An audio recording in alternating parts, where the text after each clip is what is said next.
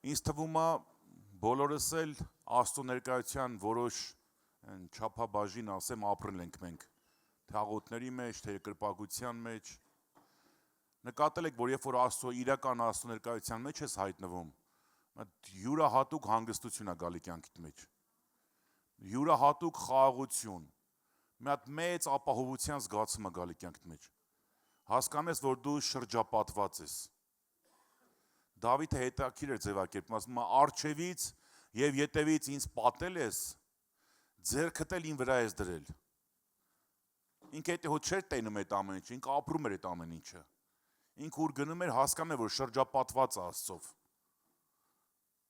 Բայց գիտեք, անհավատությունը, կասկածամտությունը մեկ-մեկ մարդուն թելադրում է, որ մտածի, որ տենաս Աստված իմ հետ է, թե չէ։ Տենաս Աստված լսում է ինձ, տենաս Աստված հիշում է ինձ, տենաս Աստված իմ ասածները կանի, իմ խնդրանքները կընդունի։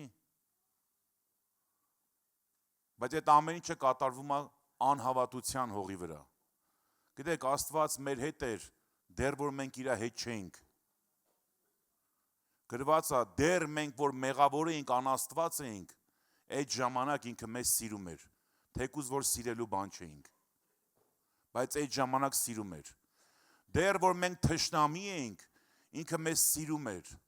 Որքան առավել հիմա, որ խաղաղությունն ենք իր հետ, որքան առավել հիմա,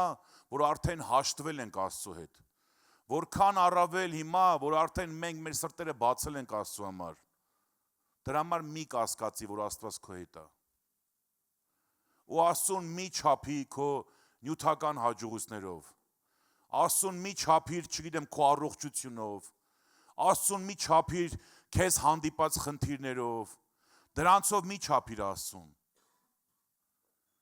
Որտեվ ավետարանում ոչ մի տեղ գրված չի, որ դու Աստծո հետ ինես, ոչ մի դժվարության չես հանդիպի։ Դա հորինված, եթե ինչ-որ մարդ էլ տենց սովորացնում է, դա հորինված ավետարան է։ Գրված է, աշխարհի մեջ նեղություն կունենաք, բայց քաջասիրտ եղեք։ Ես աշխարհին հաղթել եմ։ Մի ուրիշ տեղ էլ գրված է, ես ձեր հետ եմ մինչև աշխարհի վերջի օրը։ Տերը քո հետ է մինչև քո կյանքի վերջի օրը։ Այն որ մարդը հոգին տալիս է, շունչը փչում է, մինչև այդ ժամանակ Աստված իր հետ է։ Դրա համար վստահ եղի, որ Աստված քո հետ է։ Վստահ եղի, համոզված եղի, որ Աստված քո հետ է։ Այն որ աղոթում ես, մի մտածի սենց աղոթքդ օրերապետ, ժամերապետ, որ հասնի տեղ։ Քո աղոթքը նույն պահին լսվում է Աստծո մոտ։ Ասում է դեռ խոսք չկա քո բերանին, այն որ որոշում ես արդեն խոսած։ Մտադիր ես ինչ-որ մի բան ասես աղոթքի մեջ։ Դեռ որ քո բերանում այդ խոսքը չկա, ես գիտեմ, ասում է, ինչ պետք է ասես։ Ես գիտեմ ինչա քեզ պետք։ Փառք Տիրոջը։ Այս վերջում մի բան եմ նկատել, որ մարդիկ կան, որ հավատում են, տես մտածում են, որ օրհնությունը պահված է ինչ-որ հատուկենտ մարդկանց համար։ Չկա տես բան, դա սատանայի հորինած սուտն է։ Օրհնություն, երբ որ ասում Աստված օրհնում եմ, ինքը ի նկատի ունի մեզ բոլորիս։ Չկա այստեղ մի մարդ նստած, որ Աստված իրան ի նկատի չունի։ Երբ որ Աստված ասում է, ես իմ ժողովրդին պիտի օրհնեմ ու բարձրացնեմ, գիտեք, այդ բարձրացնելը նկատի չունի մի քանի հոգու։ Այդ բարձրացնել ասելու մեջ ինքը բոլորին նկատի ունի։ Երբ որ Աստված իր ներկայությունը բերում է, գիտեք, դա չի բերում, որ մի քանի հոգի զգան, դա բերում է բոլորի համար։ Այն որ արյունը մատակարարում է մարմնին, գիտեք, մինչև այս մատերի են ծայրամասերը հասնում արյան մազանոթները։ Աստված չի մտածել, որ արյունը ինչ-որ մի տեղ ապահովի, արյունը գնում է մարմնի բոլոր անդամների վրա։ Երբ որ Աստված ասում է, ես օրհնում եմ, ի նկատի չունի ինչ-որ մարդու կամ մեկին հատուկենտ։ Այո, մարդիկ կլինեն, որ Աստված կբարձրացնի, բայց կբարձրացնի ոչ թե ինքնանպատակ, կբարձրացնի այդ մարդկանց մնացածին օրհնելու համար։ Այդ մարդկանց միջոցով բոլորին հասնելու համար։ Այսօր ես խոսքս սենց եմ վերնագրել, որ հաջողությունը պահված է բոլորիս համար։ Սուրբ Գիրքը խոսում է հաջողության մասին։ Չգիտեմ, մենք աշխարհում այն ժամանակ հաջողություն ասելով ինչի նկատի ունենք, Հիմնական, որ ասում են հաջողություն, սենց մարդկանց միտք եթում է ապրուստի վրա, բարեկեցիկ կյանք, լավ ապրելը։ Բայց երբ որ Աստված ասում է հաջողություն, գիտես դա ի նկատի ունի քո կյանքի բոլոր ոլորտները։ Հաջողություն, երբ որ ասում է հաջողված մարդ, ինքը ի նկատի ունի, որ դու հաջողված լինես ամեն բանի մեջ։ Կարդանք առաջի Սաղմոսը շատ կարդացված, ես այսօր կարդալուց մտածում էի միգուցե, չեմ պնդում, բայց միգուցե պատահական չի, որ այս 150 Սաղմոսի մեջ նախապատվությունը տրվել է այս Սաղմոսին որպես առաջի Սաղմոս։ Որտեւ այս Սաղմոսը խոսում է բոլորիս մասին։ Երանելի է այն մարդը, մի Սաղմոս, որ երանիով է սկսում։ Գիտեք, այն մարդը ով է, այդ երանելի այն մարդը, այդ այն մարդը դու ես։ Եթե դու էլ մտածում ես դեռ դու չես, բայց դու կարաս լինես այս մարդը։ Երանելի է այն մարդը, գիտեք, սա չի խոսում հովիվների մասին, չի խոսում ավագ ծառայողների մասին, չի խոսում տնային խմբակների ավագների մասին, չի խոսում փառաբանության ծառայողների, ավետարանիչների, առաքյալների, խոսում է բոլորիս մասին։ Եկեղեցու ամեն աղբոր, ամեն քրոջ մասին է խոսում։ Երանելի այն մարդը, որ ամբարիշտների խորհրդի մեջ չի գնում։ Այս ամբարիշտների խորհուրդ ասվածը շատ լայն հասկացողություն է։ Դրա մեջ կարա մտնի այս կյանքի ամբարտավանությունը, դրա մեջ կարա մտնի լրիվ չար խորհուրդները, դրա մեջ կարա մտնի բոլոր չար ծրագրերը մարդկանց։ Երանի են մարդուն, որ այս խորհուրդների մեջ չի մտնում դրա մեջ։ Կամ եթե դրա մեջ է, դրանից դուրս է գալիս։ Երանի, Աստված տեսեք, երանի ասում են մարդուն, ով որ չարությունից հետ է քաշվում։ Հիշում եք Հոբին 4-ը որակում է տալիս, մեկը էդ էր, որ իր ոտքը չարությունից հետ է քաշում։ Ու նայում ենք Հոբի կյանքը, որ հաջողության, օրհնության, չգիտեմ, որպես պատվավոր մարդ, ազդեցիկ մարդ չափանիշ է Աստվածաշնչում։ Երանելի այն մարդը, որ ամբարիշտների խորհրդի մեջ չի մնում եւ մեղավոր ճանապարհների մեջ չի գնում, մեղավորների։ Մեղավոր որ ասում է, հիմա հատուկ փողոց չկա մեղավորների փողոց Հրազդանի մեջ։ Մարդը ինքը ընտրում է իր համար մեղավոր ճանապարհներ։ Մարդը ինքը ընտրում է իր համար այդ մեղավոր կյանքը, մեղավոր այդ կենցաղավարությունը, մեղավոր ապրելակերպը, մեղավոր գործերը, ասում է երանի են մարդուն, որ դրա մեջ չի մնում, չի կանգնում դրա մեջ։ Մենք բոլորս եղել ենք դրա մեջ, բայց որոշել ենք դուրս գանք դրա մեջից։ Գիտեք, ես շատ եմ նկատել, որ ցանկացած օրհնություն, որ կա Աստվածաշնչում, ունի իր նախապայմանը։ Սենց նմանացնեմ, որ օրհնությունը ամեն մեկից գլխի վրա կախված է։ Ուղղակի այդ նախապայմանը, որ դու ապահովես, որ այդ օրհնությունը թափվի քո վրա։ Աստված, որ նայում ենք ստեղծագործությունը, դեռ որ մեղք չկար, մարդիկ չէին մեղանչել։ Գրված Աստված օրհնեց, չանիծեց։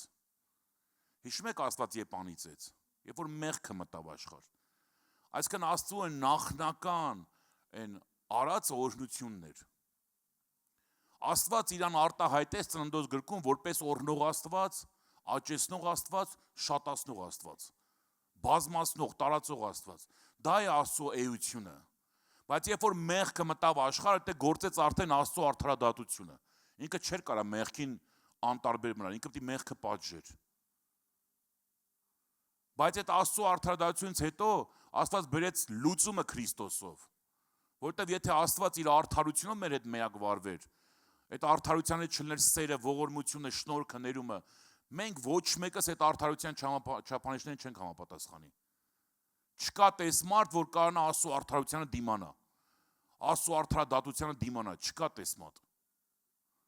Որտեղ Աստված որ ասում արդարադատություն, ինքը նկատի ունի քո խորը մտածմունքները, քո ծածուկ ցանկությունները, քո որոշումները, այն որ մարդկանցից ծածկված է մենակ դու գիտես։ Ինքը երբ որ դատ անում, այդ ամեն ինչը վեր հանելով է դատ անում։ Աստծուն փաստաբաներ պետք չեն, Աստծուն վկաներ պետք չեն, Աստծուն չգիտեմ դատախազներ պետք չեն, Աստված գիտի ամեն բան բաց ու հայտնի նրա առջև։ Երրորդ բանը որ ասում է ծաղր անողների նստած տեղը կամ ծաղր անողների հետ մի նստի նույն տեղը։ Ծաղր անողների մեջ մի եղի։ Այսօր մենք գիտենք, այս մեղքը շատ ծաղկում է հենց Հայաստանում էլ։ Ճիշտ անունը հումոր են դնում, բայց այսօր միացնում ես ակումբներ կան, որ խեղկատակությունն է թակավորում այնտեղ։ Իրանց հիմնական նպատակը մարդուն ծաղրելն է, մարդուն նվաստացնելն է, մարդուն ծաղրելով է չարախնդալն է մարդու վրա, չնայած որ այդ ամեն ինչը արվում է հումորի պիտակի տակ։ Հումորը ինքը իրանից լավ բան է։ Եթե մարդ գիտեք, մարդ կասենք հումորով մարդ է, մանավանդ որ համով հումոր է անում, մի քիչ էլ իմաստ կա հումորի մեջ, դա շատ լավ բան է։ Բայց ծաղրի հեղինակը սատանան է։ Ծաղրով մարդուն ստորացնել, նվաստացնել, դրա հեղինակը սատանան է։ Դա Աստծո հետ ոչ մի աղերս չունի։ Այս 3 բանն ասում է, երանի եթե սրանցից դուրս գաս։ Ու գիտեք, մարդիկ են նկատել, որ եկել են հավատքի, իրականում այս բաներից դուրս են եկել։ Բայց նայում ես առաջընթաց չկա կյանքի մեջ։ Որտեվ աստվածապաշտությունը, եթե ինչ-որ բաներ ասում է մի արի, մի արա, բայց շատ բաներ ասում է արա։ Օրինակ, եթե ես ամբարշտան խորհրդի մեջ չեմ, մեղավոր ճանապարհների մեջ չեմ, ծաղրի մեջ չեմ, բայց իմ հաճությունը Աստծո օրենքը չի, իմ մտածմունքը Աստծո խոսքը չի, մնացած շարունակությունը չի երևալու իմ կյանքում։ Ասում այլ նրա կամքը, մի թարգմանության մեջ գրած է կամքը, ցանկությունը, հաճությունը Տիրոջ օրենքի մեջ է։ Սիրում Աստծո խոսքը։ Գիտեք, ցավոք սրտի, կարա մարդ երկար տարի եկեղեցու մեջ լինի, բայց Աստծո խոսքը ընկալելու կարողություն հələ չունի։ Աստծո խոսքը հասկանալու կարողություն չունի։ Հոգևոր զգայաները կարող լինեն բթացած մարդու։ Որտեղ ինքը չի վարժեցել իրան դրա մեջ։ Տարիներն անցել է, բայց ինքը չի վարժվել դրա մեջ։ Ինքը չի վարժեցել իրան Աստվածաշունչ կարդալու մեջ։ Ինքը չի վարժեցել իրան Աստծո խոսքի վրա մտածելու մեջ։ Ինքը չի վարժեցել իրան, չգիտեմ, գիտեք, մարդիկա սիրում են, ու դա լավ վիճակ է, որ սիրում են հարցեր տան Աստվածաշունչից, իրանք մտածեն, փոխանակեն մտքերը, սերտողության ծառայություն, որ եմ ասում Աստծո խոսքը ծանվում դրվում է մեր բերանի մեջ, բայց մարդկա էսի չի անում, ուղղակի ինքը թողել է մեղքերը,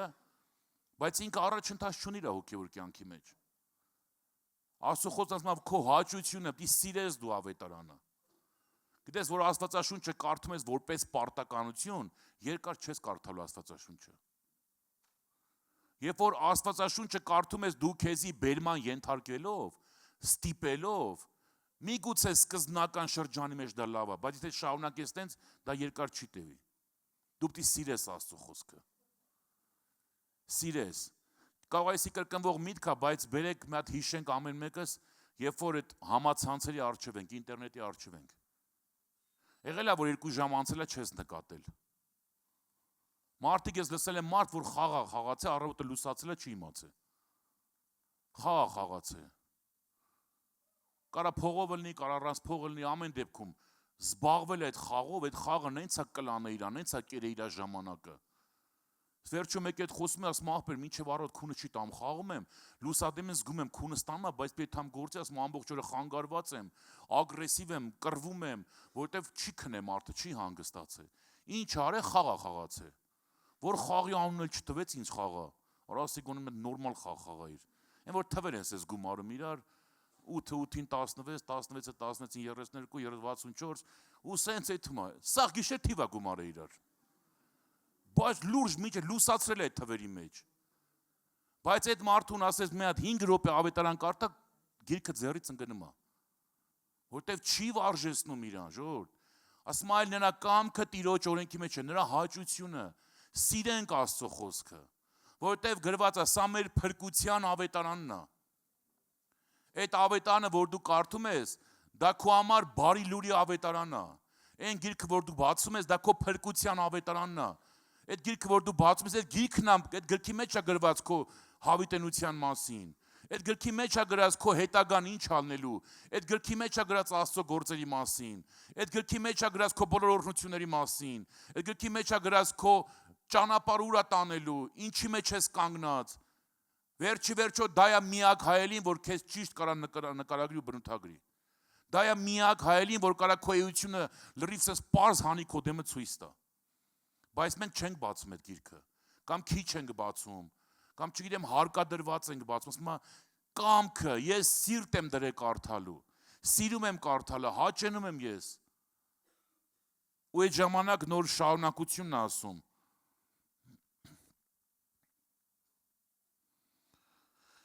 Նրա հաճությունը Աստծո օրենքի մեջ է եւ ցերեկ ու գիշեր նրա խոսքի վրա է մտածում։ Ցերեկ ու գիշեր։ Ինչքան պիտի լցված լինի Աստծո խոսքը մարդու մեջ, որ ցերեկ ու գիշեր մտածմունքը դառնա իրան։ Հիշում եք Կողոսացիս 3-րդ գլխում, ոնց է սկսվում այդ գլուխը, չէ՞։ Դուք որ մեռաք, ձեր կյանքը պահված Աստծո մոտ Քրիստոսով,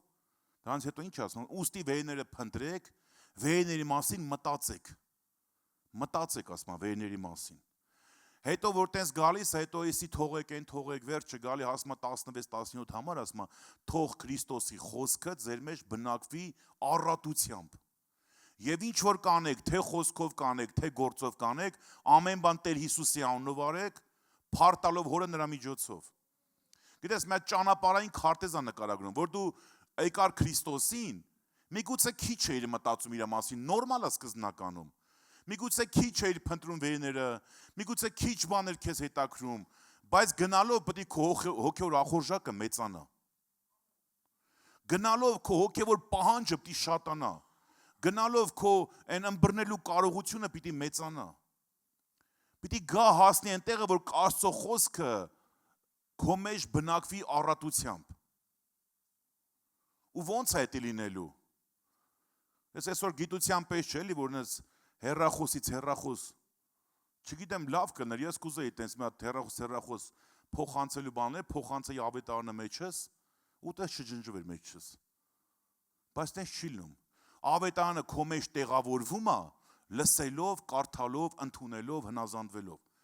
Պիտի ավետարանը տեղավորվի քո մեջ։ Պիտի ավետարանը մտնի քո սրտի մեջ։ Պիտի ավետարանը մտնի քո մտքի մեջ։ Պիտի ինքը տեղավորվի քո սրտի տախտակները, պիտի գրվի։ Ոնց է գրվում։ Հա լավ կներ, սենց ձեռնես բարձնենք ասենք Տեր գրի, մի 5 րոպեում գրեր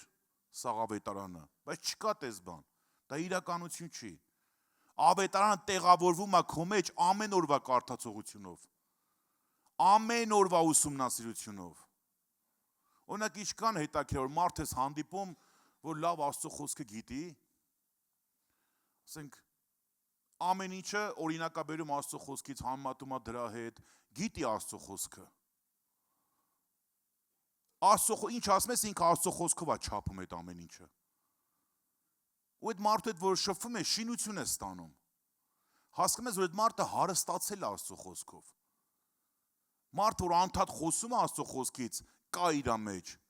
Ինքը չի կարա դրա մասին չմտածի։ Ասում է ցերեկ ու գիշեր դրա վրա է մտածում։ Ու նոր գալիս արդյունքը, գիտես, երբ որ դու մեղավոր ճանապարհը թողում ես, ամբարշտության խորհրդից դուրս ես գալի, ծաղրը թողում ես, հələ քո կյանքում շատ բան չի երևում։ Օրինակ նորմալ է, եթե գաս եկեղեցի, որոշ ժամանակ քո կյանքում պտուղներ չերևա, որովհետև մի հատ process է կատարում քո կյանքում, հələ քո կյանքում թողելու process-ն է։ Բայց եթե դու այդ թողելը թողես ու մնաս Աստծո խոսքի մեջ, գիտես, որոշ ժամանակ հետո քո կյանքում պտուղն արդեն երևում։ Օրինակ սերմը, որ դնում ես հողի մեջ, ոչ մի խելացի գյուղացի մյուս օրը չի գալ տնա ծիլը դուրս է եկե։ Ինքը գիտե ծիլի համար որոշակի ժամանակ է պետք։ Չգիտեմ, կարտոշկինը կարող է մի 15-20 օր տևի, տարբեր բաները տարբեր ժամանակում։ Գիտի, որ ինքը պետք է այդքան օրում հասունանա, նոր այդ ծիլը սկսում է հողը ճեղքել ու դուրս գալ։ Բայց ինչքան վատա սերմը դրել ես հողի մեջ, ամիսներին անցලා, տարին անցලා, գալիս է ծիլը չի երևում։ Հասկանում ես, որ այդ սերմը էլ փդել է այդ սերմը, էլ ինքը չի կարա ծիլ տա։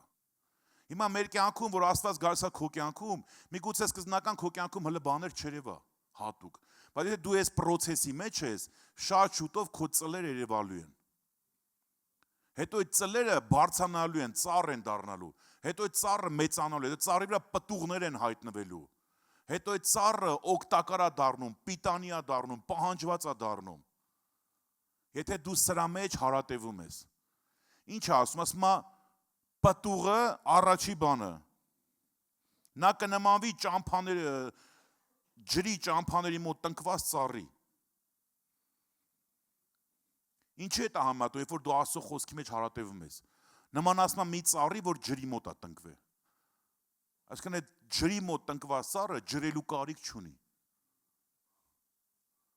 Մարդիկ կան ջրելու կարիք չունեն։ Եթե ուշադրին ես ճանաչում ես դες մարդիկ, որ իրանք ջրելու կարիք չունեն։ Իրանք գնես տեղ են տնկված, իրանք ջուրը միշտ կա։ Մարդկանց տեսակ կա, ջրում ես էլ ջուրը տեղ չի հասնում։ Ջուրը չի հասնում այդ արմատներին, չգիտեմ, հողից է, ծառից է, բայց ջուրը տեղ չի հասնում։ Ասում եթե դու սրա մեջ ես, կնմանվես այդ ջրի մոտ տնկված ծառի, որ ինչ անում, պտուղը տալիս է։ Անհնարին բան է, եթե դու Աստծո մեջ լինես, դու պտղաբեր չլինես։ Որտեվ Աստծո մեջ չբերություն չկա։ Աստծո սերմը գրված է անապակ սերմ է։ Ինքը կյանք տվող սերմ է։ Այն սերմը խոսքը որ քո մեջ ցանվել է, ինքը պտղատու սերմ է։ Աստված քո կյանքում պտղատու սերմ է դրել, որ ինքը պտուղ տա։ Մյուս բանը որ ասում է պտուղը ժամանակին կտա եւ նա տերևը պիտի չթափվի։ Մշտադալար կլինի։ Սեզոնային չի լինի։ Միշտ փարթամ։ Ես մեր աշխարհում լուսահոգի են ասում, մենք ասենք են երջանկա հիշատակ մեր մի շախբերը։ Ես երկար տարի իր այդ համ ծառայել ենք, համ շփվել ենք։ Ես այն ժամանակ իրանց խմբակում եմ մասնակցել։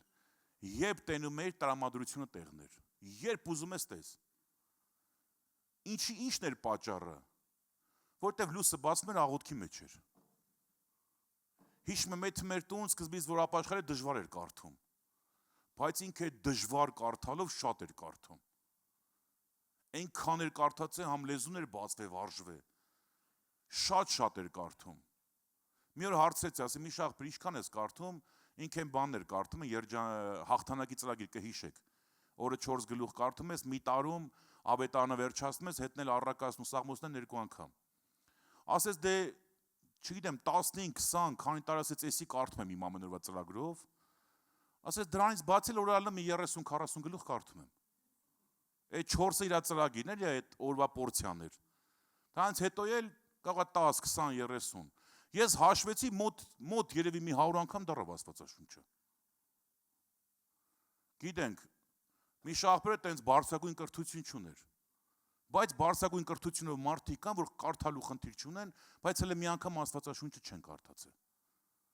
Կամ մի անգամ կարդացել, մտածեն դե էլ ավելի ինչ կարդանք, էլ ինչ կա սրայի սովորելու։ Դրա համար նայում էր երևում էր, չորացած ծառն է երևում, այդ ջրի մոտ տնկված ծառն է երևում։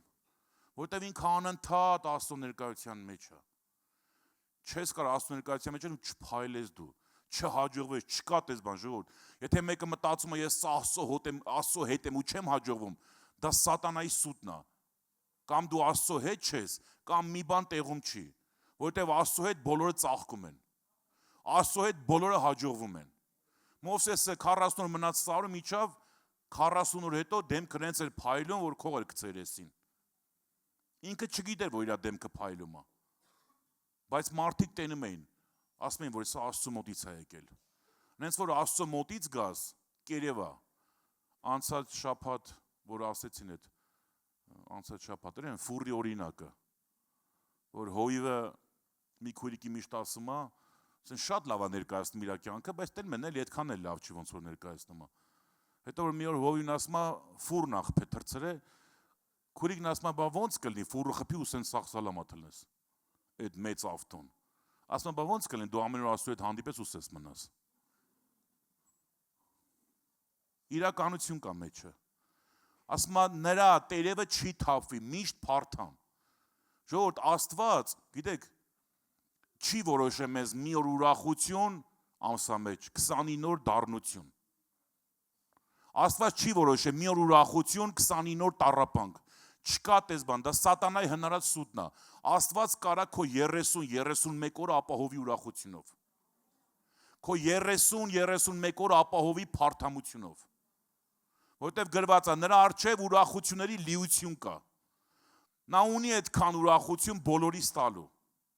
Նրա ուրախությունը, նրա երջանկությունը, հաջողությունը բոլորիս հերիքում է։ Գիտեք, Աստված միականձնությունն է, որ իր ռեսուրսները չեն վերջանում։ Որտեվ ինքը ստեղծագործում է։ իր մոտ ռեսուրսները չեն վերջանում, Աստծո մոտ զորությունը չի վերջանում, Աստծո մոտ օրհնությունները չեն վերջանում, Աստծո մոտ հրաշքները չեն վերջանում, Աստված անթիվ անհամար հրաշքներ է անում։ Երրորդ բանը, որ ասում է, ինչ որ անի, կհաջողվի նրան։ Ես հիմնական սրա վրա եմ ուզում կանգնեմ։ Եթե դու այս 3 բանը թողել ես քո կյանքում, ու քո հաճությունը Աստծո խոսքն է, սիրում ես քարոզներ լսելը։ Մենք մոտ հարց տամ, սիրում եք ինտերնետով քարոզներ նայելը։ Գիտեմ, մարդիկ կա սիրում են նայելը։ Անի քրոջը գիտեմ, օրը մի 3 հատ քարոզ նայում է գոնե մինիմում։ Սիրում ես քարոզներ նայելը։ Սիրում ես ինտերնետով հոգևոր երգեր լսելը։ Օրինակ ես մեկ սիրում եմ, դեբատներ կա, 50-ական, մկրտական, վերջը, տարբեր համայնքներից, ինչ որ մի հատ խոսքի շուրջ իր հետ քննարկում են, մի քիչ էլ վիճում են, բայց նայում են շինություն է տալի, որտեղ տարբեր տեսանկյուններ ես լսում։ Կամ մեկ են ապոլոգետներ կան, որ մուսուլմանների հետ վիճում են, նայում ես շինություն ես տանում, ոնց են իրանք քրիստոնեությունը բարձրացնում։ Այսինքն ինտերնետը մի հատ գործիք է, որ դու կարաս օգտագործես քո հոգևոր շինության համար։ Ասենք սիրում ես, որ մեր եկեղեցու քարոզները կսման նորից մի հատ նայել։ Գիտեմ, որ մարդիկ անում են, բայց ուզում եմ, որ ընդհանուր լինի դա։ Ոչ թե ոմանք տենց անեն, եկեղեցին տենց անի։ Ոչ թե ոմանք քարոզներ սիրեն, բոլորը սիրեն քարոզներ լսել։ Ես մի բան եմ նկատել, այն մարդիկ, որ Աստվածաշունչը գիտեն, լավից վատից, իրանք քարոզների հարցում բարձրաճաշակ են։ Ես նկատել եմ, այն մարդիկ, որ Աստվածաշունչը գիտի ում լսի։ Այն մարդ, որ Աստվածաշունչը լավ չգիտի, ում ասես լսում է։ Այն մարդիկ, որ ավետարանը չգիտեն, իրանք անձամբ չգիտեն Աստծո խոսքը, իրանք շատ սիրում են էմոցիոնալ քարոզներ, այն մարդիկ, որ, չգիտեմ, օրինակ այդ մարդիկ չեն տարբերում ակտիվ մարդը ու զորավոր մարդը, որտեվ նայում ես իմացում ես մարդը ակտիվ մարդ է, թե զորավոր մարդ է։ Մարդը ինքը իր բնույթով ակտիվ է։ Ինքը մինչև Քրիստոսին գալն էլ ակտիվ եղել։ Շարժուն է եղել, ամեն տեղ եղել է, բայց դա չի նշանակում, որ այդ մարդը զորավոր մարդ է։ Դրա հակառակն էլ կա, մարդ գիտեմ մեղմ մարդ է, բայց շատ զորավոր մարդ է։ Շատ ուժեղ մարդ է, չհանձնվող մարդ է, առաջ գնացող մարդ է, իր գործի գլխին կանգնող մարդ է, մինչև վերջ նպատակին հասնող մարդ է։ Բայց այդ ամեն ինչը դու հասկանում ես, երբ որ ավետարանից սնվում ես։ Երբ որ դու հարատև Աստծո խոսքի մեջ ես, ես ասեմ դու գիտես ում լսես, որովհետև երբ որ լսում ես, հասկանում ես, որ քո կարդացած գրքի հետ համապատասխանում է։ Երբ որ լսում ես, այո, սխալել բոլորը կարան թույլ տան։ Դրա մասին չի խոսքը, վրիպումներ բոլորը ունեն, բայց ծուռ մարդը, ուղիղ մարդը տարբերվում է ավետարանով։ Սխալվել ուրիշ բան է, սխալ ապրել լրիվ ուրիշ բան է։ Էդի դու իմանում ես Աստծո խոսքով, երբ որ դու Աստծո խոսքը կարդում ես, սիրելի եկեղեցի, սիրենք Աստծո խոսքը։ Սիրի այն գիրքը, որ քո ձեռը կա։ Հեռախոսից մեջ ամենաշատը սիրի այդ հավելվածը, այն Աստվածաշնչի հավելվածը։ Գիտենք, այսօր շատ հավելվածներ կա մեր հեռախոսների մեջ, բայց ամենաշատը սիրի Աստվածաշնչի հավելվածը։ Թող դա քո հեռախոսի մեջ այն առաջի տեղում լինի։ Թող դա լինի այն ամենաշատ կարդացվողը քո համար։ Ու անպայման պտուղները կրվա քո կյանքում։ Ինչ որ անես կհաջողվի, որովհետև այդ հաջողության հովանավորն արդեն Աստված է։ Սուր արտահայտ աղբերը աղոթքի խոսք ոչ մեկին չի ասել, որ ես արխային խոսամ։ Ուրեմն բերեք մի հատ բացենք Ծննդոց 39-րդ գլուխ։ Գիտեք, Հովսեփի պատմությունը։ Հովսեփը մի մարդ էր, որ հենց Աստվածաշունչը իր մասին վկայում է, որ հաջողակ մարդ էր։ Այստեղ խոսում ենք Սաղմոսը, որ բոլորիս է վերաբերվում, բայց օրինակներով կա մարդիկ, որոնք հաջողված են եղել, որ այդ մարդկանց կյանքից շատ սովորելու բան կա։ Պիտի նայենք այդ մարդկանց կյանքում։ Ընդհանրապես ում գիտես սուբլիքում, որ Տերը գովում է, ուշադիր կարդ այդ մարդու կյանքը։ Ու կհասկանաս խի է գովում, որտեղ Աստծո գովալը հիմքեր ունի։ Որ նայում ես ավետարանը, որ Տերը մեկին օրհն է բարձրացել, այդ մարդու կյանքը ուշադիր կարդա, որտեղ Աստված ցույց է տալի խի է օրհնել ու բարձրացրել։ Հիմքեր կա դրա համար։ 39 գլուխ Հովսեփի գրված է։ Ծննդոց 39։ Տեսեք 39-ի 1-2 համարներն եմ կարդում։ Հովսեփին Եգիպտոս իջացրին եւ Փարավոնի ներքինին Եգիպտացի պետապրես դահճապետը ծախու առավ նրան իսմայելացիներից, որ նրան այնտեղ էին իջացրել։ Պետապրեսը գնաց երևի շուկա, այնտեղ հատուկ եւս ստուկների շուկա կար, տեսավ լավ է սիմպաթիշն տղա է, դե լավ պահված տղա էր էլի։ Պապայի սիրած բալենա եղե, լավ կերցրած, թարմ պահած, խնամված, երևի մի անգամուց աշկ ընկավ Հովսեփի վրա։ Որ գեշ ծառալն է դժվար առներ, որովհետեւ պետապրեսը դահճապետներ ամեն դեպքում իր տուն պիտի տաներ, լավ որակներն էր ման գալիս։ Հովսեփին ընտրեց։ Երկրորդ համարը տեսեք ինչ է գրված։ Տերը Հովսեփի հետ էր եւ նա հաջողակ մարդ էր։ Եվ իր եգիպտացի տիրոջ տան մեջ էր։ Գրված է Հովսեփը ստրուկ ուրիշի տան մեջ, այդ հոր տան սիրելի որդին ստրուկ պետապրեսի տան մեջ, բայց Սուրգիքը վկայում է, որ ինքը հաջողակ մարդ էր։ Ու ո՞րն էր հաջողության գրավականը, Տերը իր հետ էր։ Գիտեք, ես չեմ մտածում, որ ստեղ կա մի մարդ, որ Տերը իր հետ չի ուզում լինի, չկա տենց բան։ Այն որ ընդհանուր Տերը մեր հետ է,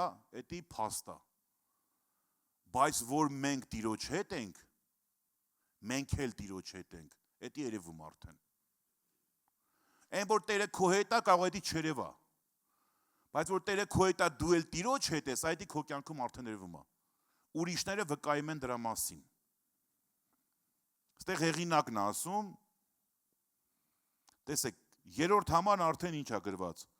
Նրա Տերը, այսինքն պետապրեսը, տեսավ, որ Տերը նրա հետ է։ Պետապրեսը բերեց Հովսեփին իր տուն, մի որոշ ժամանակ հետո ինքը տեսավ, ինքը հասկացավ, որ Տերը Հովսեփի հետ է։ Չգիտեմ, այդ ինչ էր արել Հովսեփը։ Աստված ոնց էր հասկացել պետապրեսին, ոնց էր ցույց տվել, շատ մանրամասների մասին գրված չի։ Բայց պետապրեսը տեսավ, վկայեց, որ Տերը իր հետ է։ Քանի որ Տերը իր հետ էր, Տերը հովանավորն էր, որոշ ժամանակ հետո պետապրեսը տվեց իր տան վերակացու։ Գրված չի քանի հոգու վրա էր վերակացու, բայց հասկանում ենք, որ Փարավոնի ներքինին էր, դահճապետ էր պաշտոնով, այսինքն լրի պատիժներն իր ձեռն էր, ով իրան խելոք չպայր, պետապրեսի ձեռի տակով պիտի անցներ։ Բայց այդ Հովսեփին ինքը տվեց իր տան վերակացու։ Ասում ամեն բան գրված, այլ հաշիվն էլ չէր ուզում։ Այնքան մեծ վստահություն կար Հովսեփի նկատմամբ, այլ հաշիվն էլ չէր ուզում։ Գիտե որ Հովսեփն ամեն բան լավ է անում, ամեն բան ճիշտ է անում։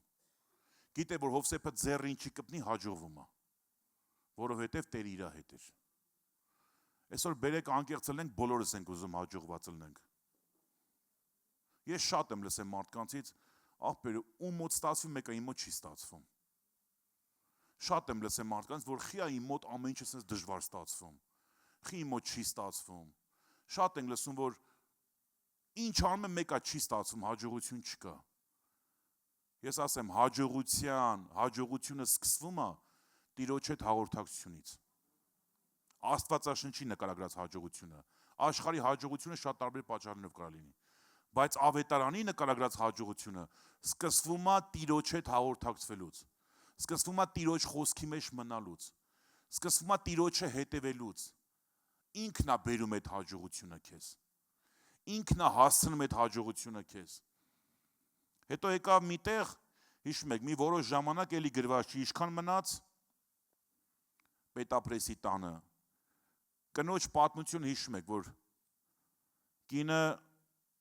իր ուզածին չհասավ, տեսավ, որ Հովսեփին հնարավոր չի մտափոխել, հնարավոր չի ծռել, վերջը իր չարությունը վերագրեց Հովսեփին ու բանտը նետվեց։ Հաջողակ մարդը ստրուկ, հաջողակ մարդը բանտում, բայց քանի որ Տեր իր հետ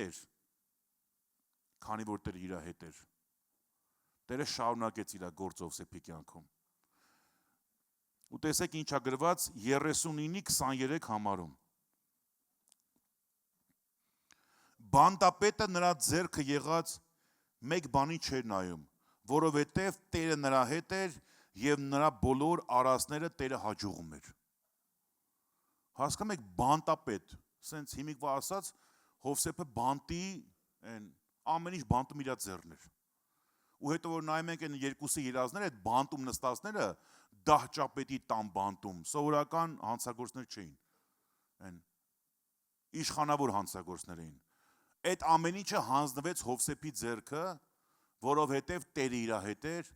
որովհետև Տերը ամեն ինչ հաջողում էր Հովսեփի միջոցով։ Տեսեք, եկավ մի տեղ,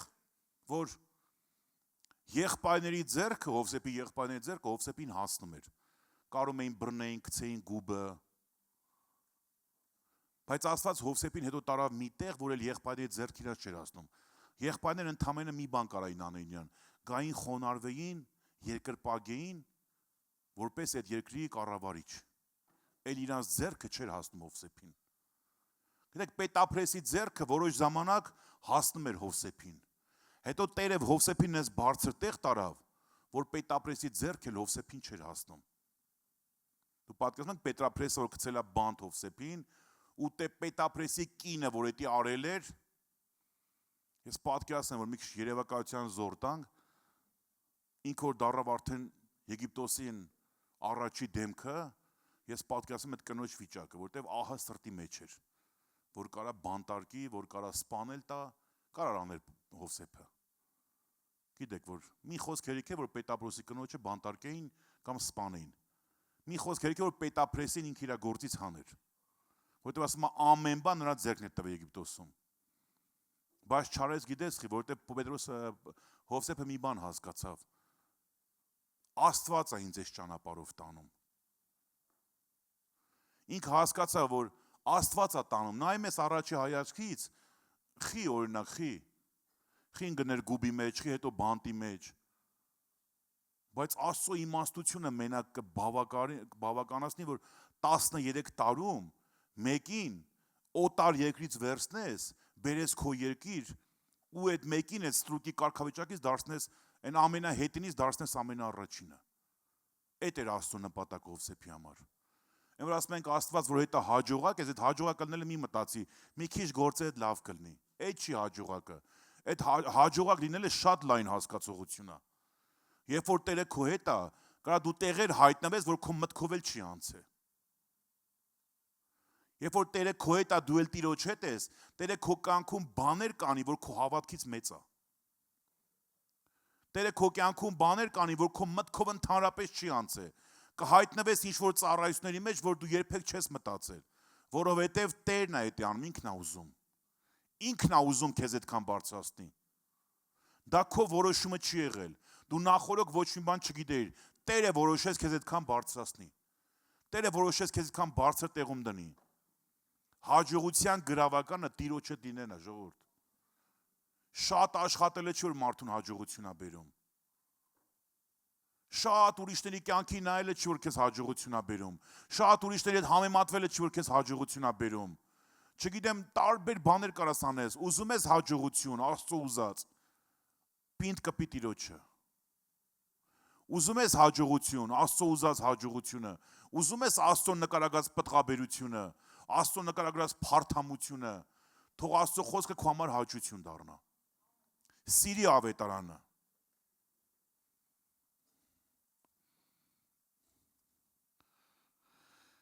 Բերեք բացենք 119 Սաղմոս։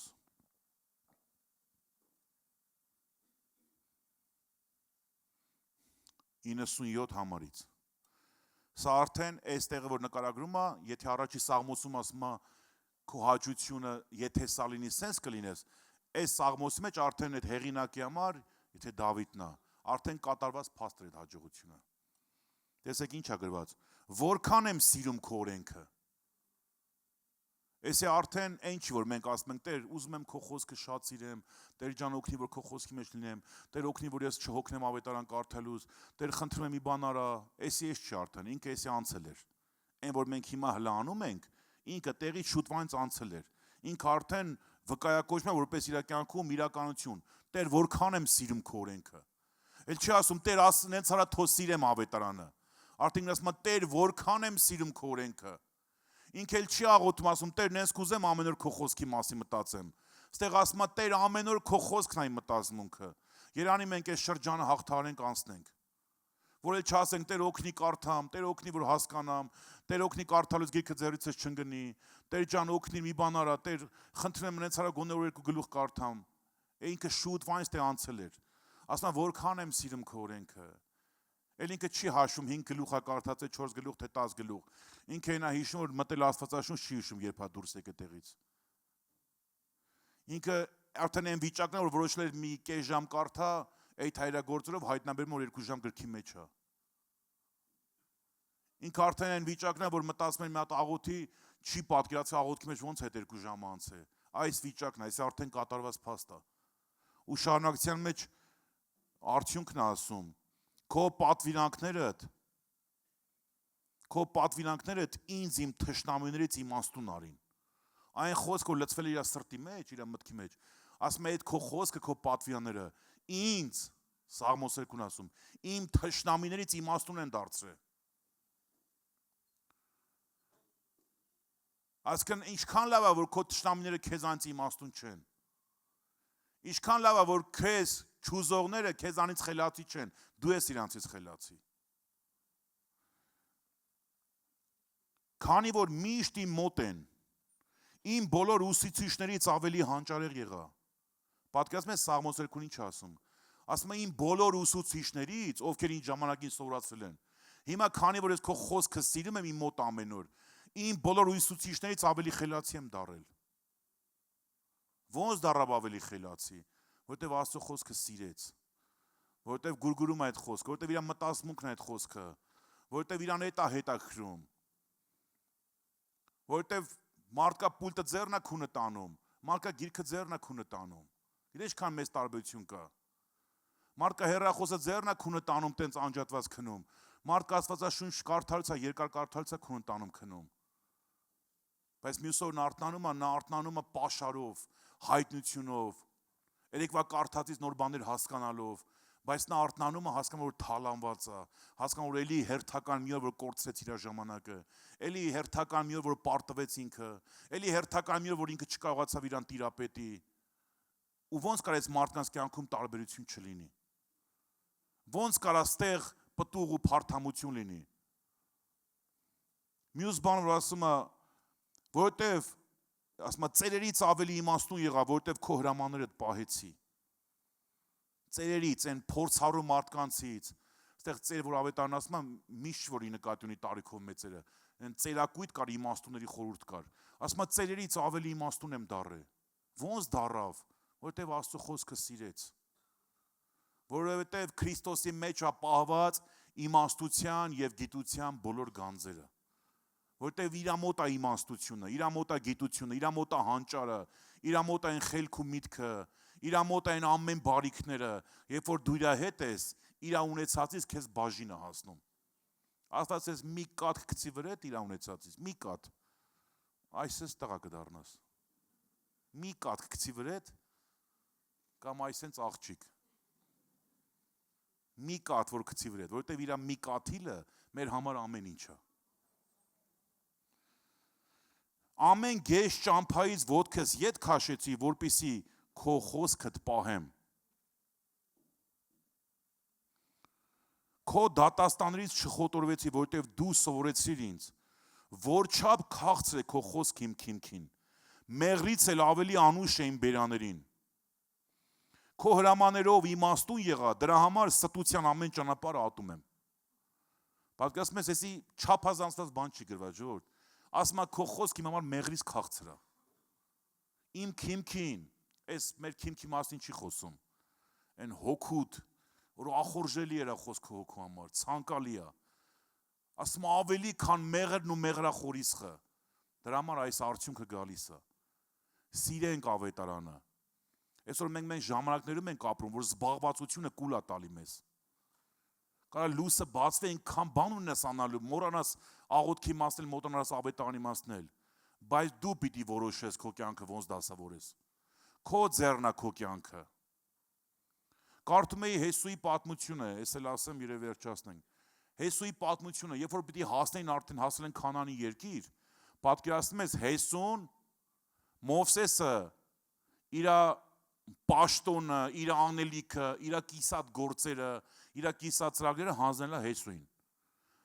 Բերեց Եգիպտոսից Մովսես հասրեց Քանանի փեշին են բերանը։ Ատեից ինքը պիտի չեթար։ Ատեից Մովսեսը Հեսուն տաներ ժառանգեցներ։ Բայց կարդում ես Աստծո պահանջը ինչ ասում։ Ասում է քաջ եղիր, զորացիր, շատ քաջ եղիր։ Մյուս բանը որ ասում է, այս օրենքի խոսք ասում է գիշեր ցերեկ քո բերանից չեռանա։ Հիմա ուզում ես ասես Հեսուն որն անի, թե հետի անի։ Աստված մի բան է պահանջում Հեսուից։ Ասում է այս օրենքի խոսքը քո բերանից չհեռանա, գիշեր ու ցերեկ սավրա մտածի։ Այդ ժամանակ ասում է ճանապարհներդ հաջողակ կլինեն։ Խի Աստված չգիտեր ինչքան մեծ գործ է սպասվում Հեսուին։ Թագավորին հրաման է տալի Աստված, ասում է, երբ որ թագավոր դառնաս, ասում է այս օրենքի գիրքը վեկալ, ամեն օր կարդա, ամեն օր թագավորին է ասում, ժողովուրդ, մենք այնքան ենք ներկայացնում մեր զբաղված կյանքը։ Եղել է որ մեկ այդ խոսում ես, նենց ներկայացնում կյանքը, քո խորհուրդ տալիս փոշմանում ես։ Նենց ներկայացնում անհնարին է որ ինքը 10 րոպե գիրք կարդա։ Այդքան վայրկյաններով զբաղված է իր կյանքը։ Բայց Տերը թագավորին ասում է, որ մի ամբողջ երկրի պատասխանատվություն է տվել։ Ասում է, այս օրենքի գիրքը գիշեր ու ցերեկ կարդա, որպեսզի իմանաս ինչ անես, որ առողջ մնաս, որ խոհեմ մնաս, որ քեզ չկորցնես, որ աչուձախ չխոտորվես։ Եթե թագավորը կարա դա անի, եթե Հեսուն, որ այդ ամբողջ տարածքները պիտի գրավեր, պիտի բաժաներ, պիտի 11 ցեղերին տեղավորեր, այդքան գործ է տրված Հեսուին, բայց Հեսուին ասում է, այս օրենքի գիրքը գիշերցրեք բերանից չհեռանա։ Ուրեմն մենք կարանք անենք։ Որ Աստծո առաջ կանգնենք, ժողովուրդ չեն կարող ասենք ժամանակ չունեի։ Չեն կարող ասենք։ Գիտես, հիմա մեր ստերը անցնում աստե, բայց Աստծո մոտ մեր ստերը չի անցնի։ Հիմա մանյորումները, չգիտեմ, այն շուստրություն ասենք, տարբեր բաներ կարող անցնի։ Բայց Աստծո մոտ բոլոր այդ խաղերը դադարելու է։ Աստծո մոտ բոլոր այդ խաղերը մարդկային դադարելու է։ Ինքը գիտի, որ դու կարաս։ Աստված գիտի, որ մենք կարանք ամեն օր գիրք կարդանք։ Աստված գիտի, որ մենք կարանք ամեն օր աղոթք անենք։ Աստված գիտի, որ մենք կարանք ծառայենք։ Աստված գիտի, որ մենք շատ բաներ կարանք անենք։ Գիտի, որովհետև ինքը մեզանից մեր ուժից վեր բան չի պահանջում։ Աստված անիրավ չի։ Ինքը ուզում է այնքան, ինչքանով որ մենք կարանք անենք։ Ես կխնդրեմ, որ սրտիդ մեջ դնես այս բանը։ Եթե ուզում ես հաջողություն, Աստծո ուզած հաջողությունը, մոտեցի Աստծուն։ Եթե ուզում ես իրական հաջողություն, պտղաբերություն, փարթամություն, սիրի ավետարանը, որոշում կարծա գիր կարդա։ Ու այդ որոշումը թող մի օր երկու օր չտևի։ Այս քարոզի ազդեցության տակ չլինի, երկու օր հետո դադարի։ Որոշում կայացա, որ ամեն օր կարդաս։ Մինչև հասնես ընդ որ սիրես ավետարանը։ Հասկանաս, որ էլ պետք չի քեզ մեկը հիշացնի, որ կարդաս։ Դու արդեն սիրում ես կարդալը։ Դա արդեն քո ամեն օրվա այն հաճելի զբաղմունքն է։ Ամեն։ Տեր օրհնի ձեզ։ Ժողովուրդ նորից եմ ասում, հաջողությունը բոլորիս համար պահված է։ Օրհնությունը բոլորիս համար է։ Ծառայությունը բոլորի համար է, առաջընթացը բոլորի համար է։ Հիշեք Սաղմոսը, երանելի այն մարդը, այդտեղ չի ասում ինչ տեսակի մարդ, ցանկացած մարդ, որ կա եկեղեցու մեջ։ Այդ երանելին կարաս դու լինես։ Բայց այդ երանելին լինելու համար քո որոշումն է պետք եւ քո գործողությունն է պետք։ Աստված օրհնի, բերեք կանգնենք աղոթքի։ Փառավոր մեր Աստված, շնորհակալ ենք քեզանից, Տեր, օրհնյալ մեր Տեր։ Շնորհակալ ենք քո խոսքերի համար, Տեր, քո ավետարանի համար, որ դու ամեն բան ավետարանով հայտնել ես մեզ, Տեր։ Այո, Տեր, իմ Աստված ջան։ Խոստովանում ենք, Տեր, որ ծուլություն ենք արել շատ ժամանակ, Տեր։ Խոստովանում ենք, Տեր, փչացրել ենք ժամանակը շատ ժամանակ, Տեր։ Որ կարայի քո հետ անցկացնել ժամանակը, Տեր։ Խնդրում եմ փառավոր մեր Աստված։ Մեզ մեր ուխտերի մեջ հաստատուն դարձու, Տեր։ Մեզ մեր որոշումների մեջ հաստատուն դարձու, Տեր։ Մեզ դարձու վճռական, Տեր իմ Աստված, որ մենք ամեն մեկս, Տեր, մեր օրը անցկացնենք քո հետ, իմ Աստված, եւ դու լինես մեր հաջողության գրավականը, Տեր։ Դու լինես մեր օրհնության հովանավորը, իմ Աստված։ Դու լինես մեզ առաջ տանող ամեն ժամանակ, Տեր։ Դու լինես մեզ նոր բաներ բերողը, Տեր, նոր բաներ հասկացնողը, Տեր։ Դու լինես, Տեր, քո գանձարանը բացես ամեն մեկիս համար, Տեր, եւ օրհնություն թափես քո տան վրա, Տեր, որ ուրիշները վկայեն մեր մասին, որ դու մեր հետ ես, Տեր, որ ուրիշները վկայեն մեր հաջողության մասին, որ ուրիշները վկայեն մեր ծառայությունների մասին, Տեր, որ մեր բերանը մեզ չգովի, Տեր, այլ ուրիշները գովեն, Տեր, եւ փառքը քոնը լինի, իմ Աստված։ Շնորհակալ ենք, Տեր, օրհնես ու փառավորվես Հիսուս Քրիստոսի անունով։ Ամեն։